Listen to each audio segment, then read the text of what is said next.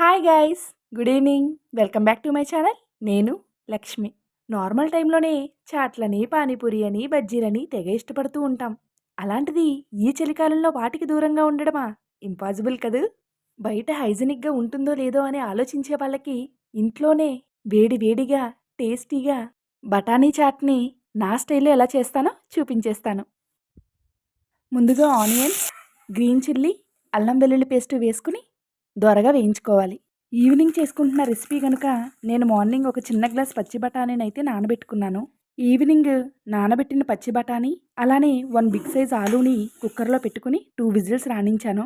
వేయించుకున్న ఈ ఆనియన్స్లో ఈ బఠానీని యాడ్ చేసి పసుపు, ఉప్పు, కారం, నాటు కరివేపాకును వేసుకుని అలా ఫ్రై చేసుకోవాలి. ఇప్పుడిక ఉడకబెట్టిన బంగాళదుంపను కూడా ఇలా చేతి వేళ్ళతో మ్యాష్ చేసి వేసుకోవాలి. అలానే ఉడకబెట్టిన బఠానీ వాటర్ని కొద్దిగా యాడ్ చేసుకుని కుక్ చేసుకోవాలి.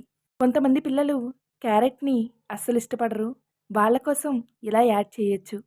ఇప్పుడిక 2 స్పూన్స్ శనగపిండిలో వాటర్ యాడ్ చేసి ఉండలు లేకుండా బాగా మిక్స్ చేసి బఠానీ చాట్లో యాడ్ చేయాలి. డైరెక్ట్గా శనగపిండిని చాట్లో వేస్తే ఉండలనేది ఫామ్ అవుతాయండి.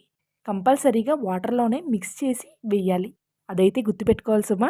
మిరియాల పొడినైతే యాడ్ చేశాను. శనగపిండి వాటర్ అనేది యాడ్ చేశాక చాట్ అనేది చిక్కపడుతుంది. సో స్టవ్ అనేది సిమ్లో పెట్టుకోవాలి. వేయించిన వేరుశనగ గుళ్ళు యాడ్ చేస్తున్నాను. వేడి వేడిగా బఠానీ చాట్ అయితే రెడీ అయింది. కొద్దిగా క్లైమేట్ మారినా, వర్షం పడుతున్నా, ఇలా చలికాలంలో ఈవినింగ్ టైంలో అందరూ ఇష్టంగా తినే ఈ బఠానీ చాట్ మీ అందరికీ నచ్చిందనే అనుకుంటున్నాను. నచ్చితే గనక కమెంట్ చేయడం అయితే మర్చిపోకండి. సబ్స్క్రైబ్ చేసుకోండి.